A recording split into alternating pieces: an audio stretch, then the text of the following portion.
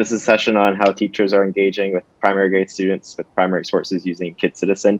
As the slide says, we have not one but two Dr. Bersons with us, and one Bert Snow. So I'll hand it over to you all to introduce yourselves and then kick us off. That's right.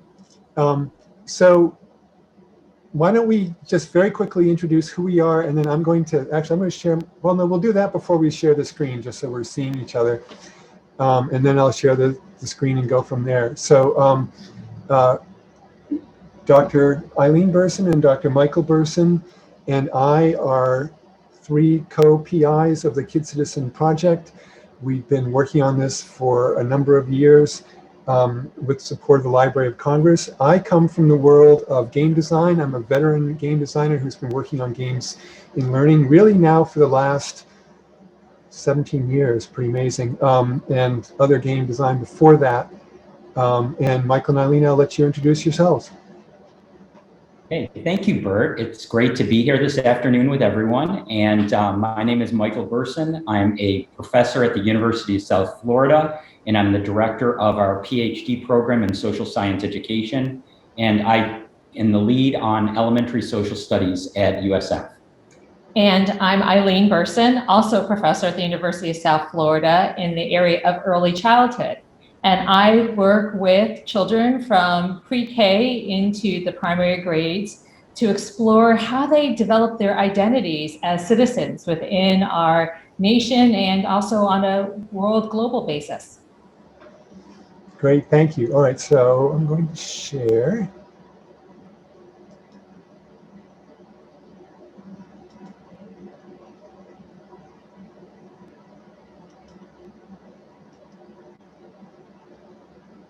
All right, are you all seeing this? All right, so together the three of us, with the support of the library, have developed KidCitizen, and KidCitizen is a new way for kindergarten through fifth grade students to learn about civic engagement and history through exploring primary sources from the Library of Congress. It includes 8 episodes on a range of topics, from community helpers to the American flag as a symbol to representation in maps and many others. 8 now, with a 9th episode just about to launch and more on the way. Each episode is centered on a rich primary source photograph from the Library of Congress, and children explore that source using one or more essential questions. The episodes work on Macs and PCs and Chromebooks and iOS and Android tablets. They should work on whatever computers you've got at your school. They do work on phones, but they really are designed for a bigger screen. And they can be played straight from the KidCitizen.net website. And their access to them is always free. So I'm just clicking on the Community Helpers episode here. And so you and your students can play the episode just by clicking a Play This Episode button. Each episode also comes with a teacher's guide that provides suggestions for teachers, lessons plans, and resources and connections to NCSS standards and the C3 framework. The episodes, I think I'll let Michael and Ilene talk about this, but they really are designed very much for kindergarten through fifth grade students, taking advantage of their sort of active and social learning. And we've adapted sort of game design techniques and primary source exploration techniques specifically for this younger audience. So we're going to look a little bit at part of an episode in a minute, and I'll ask Michael and Ilene to talk a little bit about it as we do that. Before that, 2 other things to say.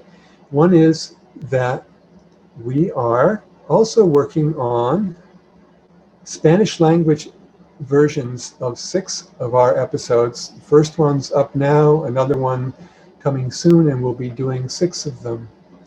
And then one other thing we've created on the site and offer is the KidCitizen editor. And this is a cloud editing platform or tool set that is available free for teachers to create, which basically lets you create your own episodes using primary sources that you might choose that are, make sense to your community.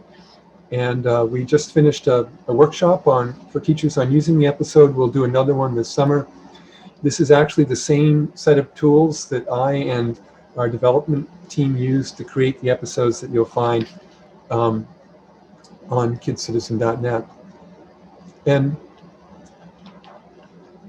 all right, so today we're going to look a little bit at one of the episodes and ask Michael and Ilene to talk about our pedagogy, but then we're going to talk about research that they have been doing with teachers about how they have been using KidCitizen.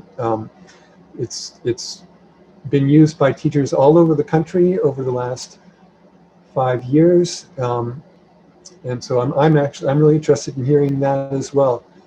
All right, so we're going to, Michael and Ilene, I'm going to switch now to a video that will just show us some clips from this episode, the Community Helpers episode. I'd like to say to everybody that you can play any episode just by clicking on a button like that, play this episode button. So, it's not hard to get a look yourself at the different episodes. All right, so Michael and Ilene, if you're ready to, Sure. I'm going to switch sharing to the video. So as Bert's pulling up the video, I'm going to start talking a little bit over the video to give you some background about this particular episode, which is a great representation for what we think about when we use KidCitizen. So we have KidCitizen is really based around, as Bert said, a rich primary source. And in many cases, what we found prior to the implementation and development of KidCitizen is that teachers were, in some cases, marginalizing photographs. There wasn't the sense of seeing, this deep looking that was taking place associated with images. What KidCitizen does in a nutshell is it really helps children and teachers slow down this looking process. It allows them to really explore what is taking place in an image in great detail.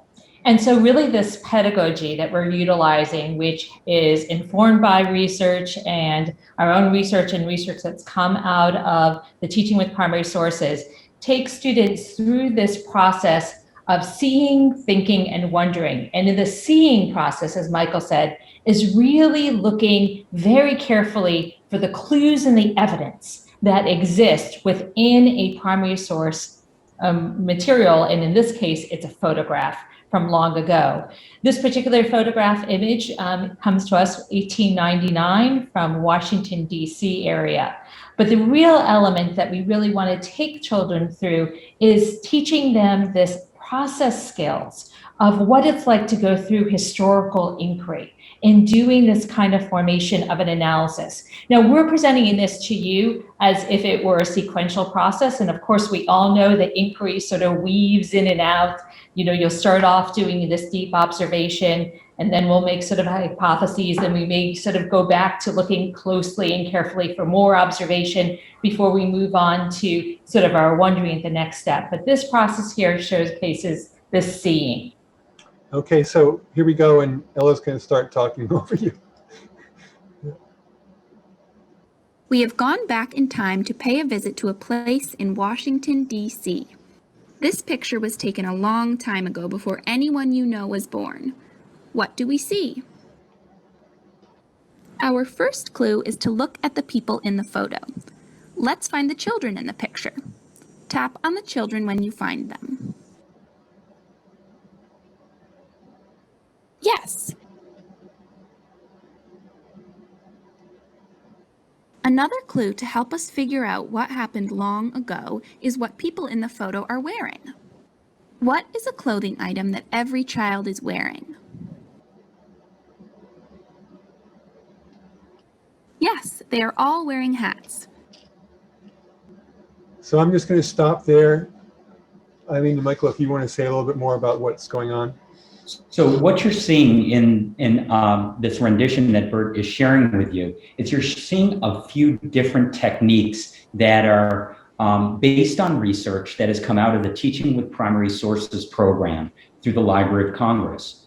One of the things that Bert did as he was playing through is he zoomed in, again, accentuating this careful and close looking, that in many cases children look at a photograph and then they move on. But Bert zoomed in, and notice also that this picture is cropped. We're not looking at the entire picture because in many cases with our youngest learners in grades K, 1 and 2, they may be overwhelmed by information. What we're doing is we're really centering their focus on a particular element. So those are two techniques that we use that are based in research related to helping children see. And as you noticed when you're looking at this right now, there's a box around the hat. That hat goes up into a journal above our mentor or our peer character, Ella's head. And that's evidence that students can use later on to make informed decisions. All right. Here it goes.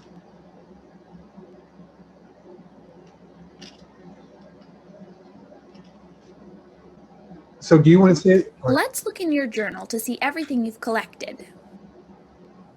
Let's look at our clues. We have a woman standing in front of a school.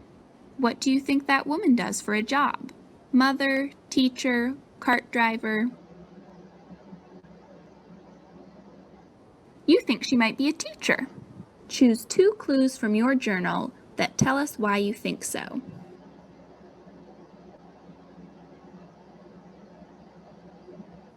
Good thinking. That makes sense. So I'll stop there as well. So in this process, as they're going through and utilizing the evidence that they've collected to come up with some hypotheses about what they think is happening here, and in this case, what was the role or position of the woman who was featured in this particular image. And the reality is that any one of those positions that we highlighted there could be plausible explanations. In fact, in the evidence, if we look at the historical evidence that comes along with this photograph, it doesn't actually tell us who all the people were, what they did. So just like the children, we as adults would use sort of the evidence that's in front of us and try to make our best decision based on those clues about what we think those people might do. But she could have been a mother of one of the children that were there. She could have been the person who helped drive this cart here to this school site of where this is taking place, or she might have been the teacher of these children. Right. And what we're trying to show with our youngest learners is that history and the process of historical understanding and inquiry is a messy process. It's not specifically clean. As Eileen mentioned, there are a lot of different possibilities, but giving children the opportunity to not only select what they're thinking, but then support it through evidence is the most critical aspect that runs through all of our KidCitizen episodes. Yeah, and from the game design standpoint, we really, there's no scoring, there's no better and worse. This isn't about sort of performing better. It's about exploring and collecting things and then using those to reach conclusions. And Ella, our character, comments on whatever the children might choose to do. These are the pictures at the top are all the things that the child has collected from the photograph. We sort of skipped ahead, but they went through a process of collecting all these things as they explored the photograph. All right, so I'm going to continue on.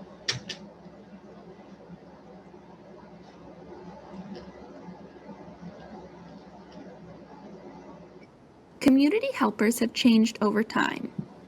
We can see the changes in what they wear, the tools and objects they use, and even the ways that they help in the community. Match the picture from long ago with the picture from today. Drag each then picture to a now picture that matches it.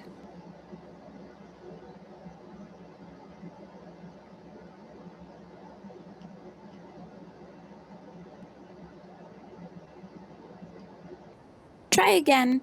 Find a refrigerator from long ago.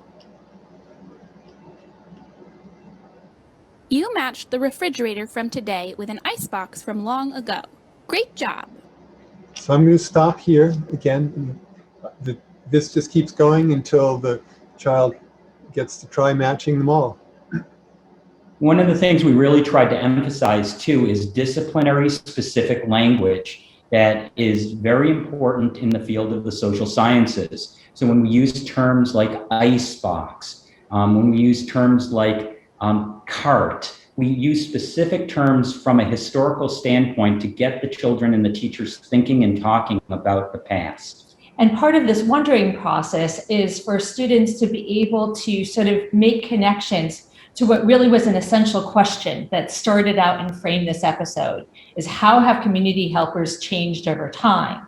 And so now this wondering experience sort of brings them back to really sort of making meaning from the concepts and the information that they've learned as they've gone through this interactive learning experience. Great. So I think I'm going to, I can leave this image up, or maybe we'll just take it down so we can just see Michael and Ilene. But what we want to spend a little time talking about now is research that Ilene and Michael have been working on with with teachers who have been using KidCitizen. Stop sharing.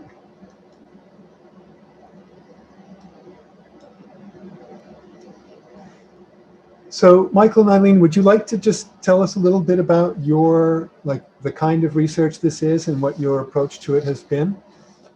Sure. So there's sort of like lots of research, we've really got a multi-pronged approach, looking at diverse data and information to help us understand about, first of all, how KidCitizen is being implemented as part of teachers' regular practice in the context of their classrooms. And also what teachers are finding with how KidCitizen is making a difference, if it is, with regard to their instructional approaches, as well as meeting their learning objectives with their students. And so part of that has been surveys that we've done with teachers who have been accessing and utilizing KidCitizen to understand how they're actually translating this into their practice. And what we find from that information is that most teachers are utilizing it as part of whole group instruction, at least initially, and then either sending it home as something that could foster homeschool connections that students could continue to explore within their family context or individually, or in the classroom, then having either small group or learning centers that students could then go back and revisit it.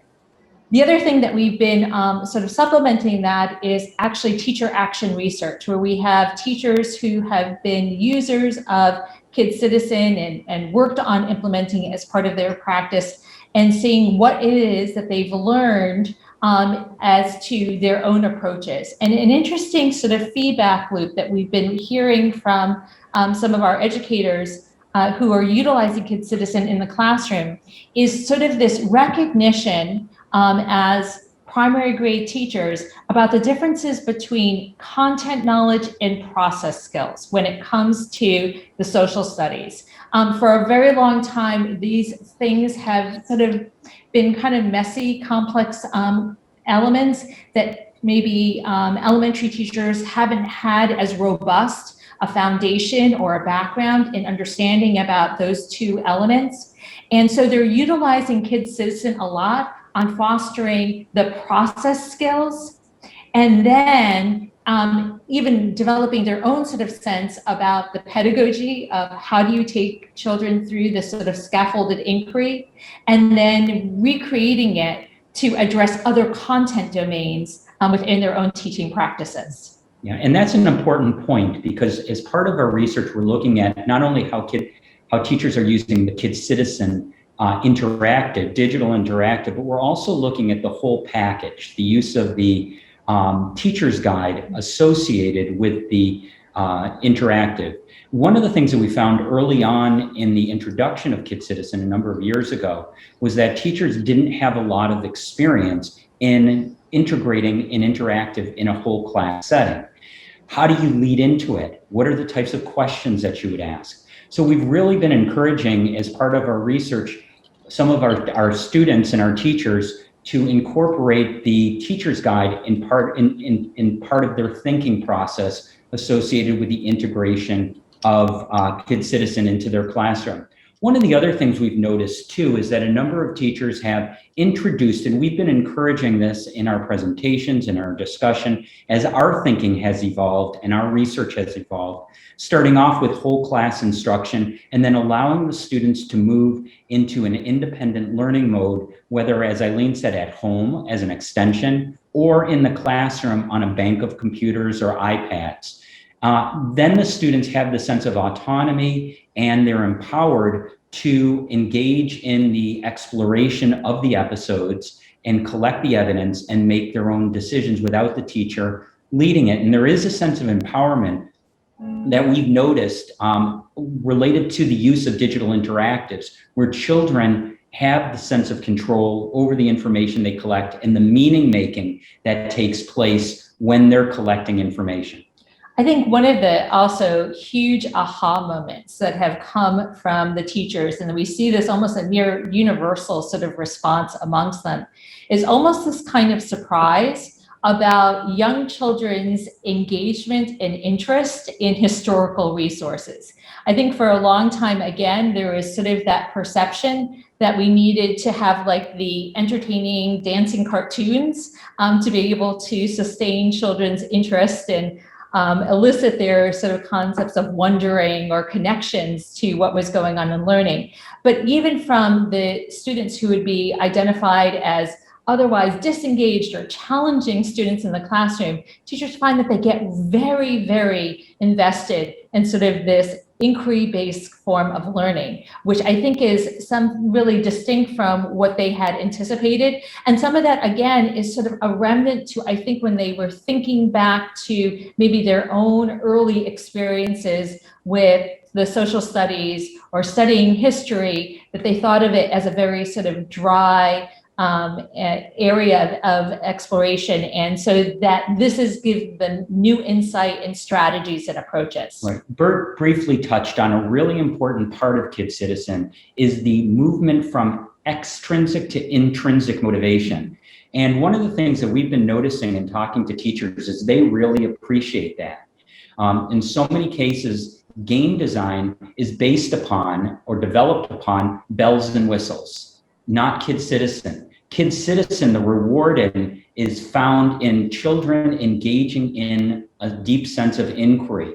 And teachers appreciate that because it's difficult to compete against bells and whistles and stars and points, as opposed to developing their sense of wonder and understanding that can be applied to other areas and other subjects. So we're continuing to explore that because that was something new. We had to do a lot of explaining at the beginning of KidCitizen as we were developing this about why no bells, why no whistles, why no points, why no stars, especially with our youngest learners. But as Ilene said, a lot of those are myths. You know, the myth about using cartoons versus primary sources, the myth about the power of extrinsic motivation versus intrinsic motivation. In KidCitizen, some of the interesting components that we're really learning about is the teacher appreciation because it fits in with their philosophical views on learning. All right. Well, this is great. I haven't heard all of this myself, so it's been fun for me to hear, some of this from that research. So, if folks have questions, Zarek, how much time do we have, or are we already out? We have about like five minutes roughly. Okay. So if anybody has a question you'd like to pop into the chat, feel free to do so. And I think Rachel Dixon asked a question earlier about the editor option. Yep. And if they'll be able to find the webinar this summer to learn how to use it. So I don't know if you just want to repeat that information for folks. Yeah. So we haven't chosen a date yet, but when we do, it'll be up on the website, and we have a Facebook page, and it'll be there. Yeah, I have to try to choose the time when summer teachers are going to be most willing to think about looking at a computer screen again. Yeah, the nice thing about the options about utilizing the editor is that's the other component, is that the KidCitizen episodes that are there provide a great sort of launching pad for engaging in this inquiry process. But a lot of teachers find that their curriculum really would benefit from having access of similar sort of inquiry-based learning, but with localized content, or maybe content that sort of crosswalks more specifically with their curriculum topics. And so having this as a point where teachers can sort of build out sort of mini little learning experiences for students provides a great opportunity for them to do that. Right. And while you're thinking about some questions too, Bert had mentioned that we will have some upcoming episodes. We're putting some finishing touches on a episode that deals with a hard history in the U.S., Manzanar and the internment of Japanese Americans. And we've been taking some great extra care in the development and making sure that the narrative is just right, associated with this very difficult topic in American history. And that should be coming out not too long from now, but we're also working with an expert in the field on teaching young children about Manzanar and hard history. Thanks. I would have a quick question maybe around how you all kind of foresee improving the tool and the resources over time as it's tested and further implemented.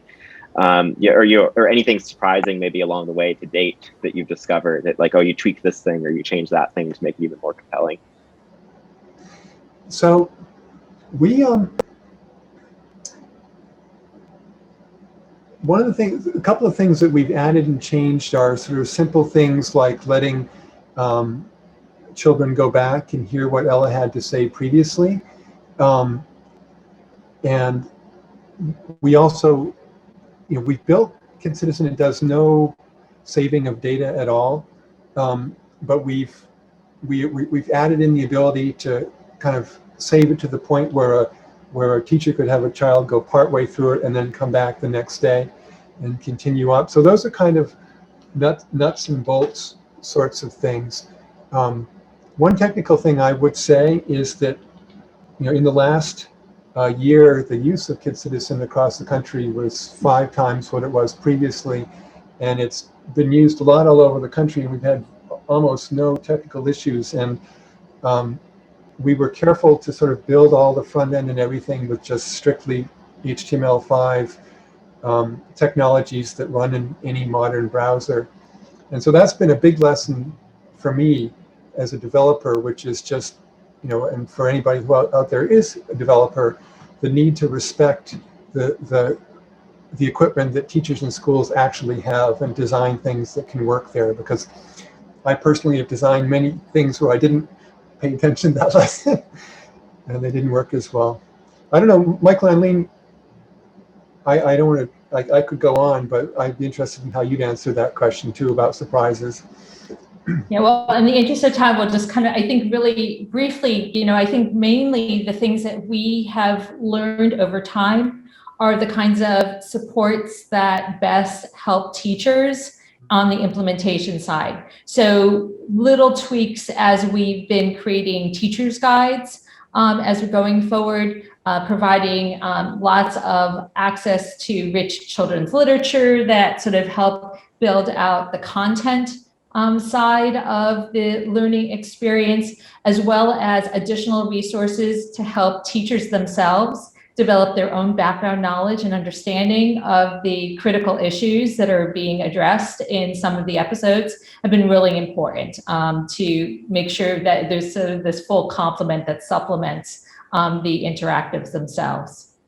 And we're going to work on some shorter, kind of more tight and simpler episodes. I mean, one of the things, by building the tool, we have a lot of flexibility in terms of what we can make. So content-wise, we're not locked into a format, and so we're interested in doing some just tighter experiences. I mean, if you go and play, some of our episodes are really, they really explore a photograph in depth and or a theme in depth, which is great. But we're interested in doing some tighter ones as well. Great. Awesome. Well, thank you all so much for sharing your work with us. Congratulations on your success so far.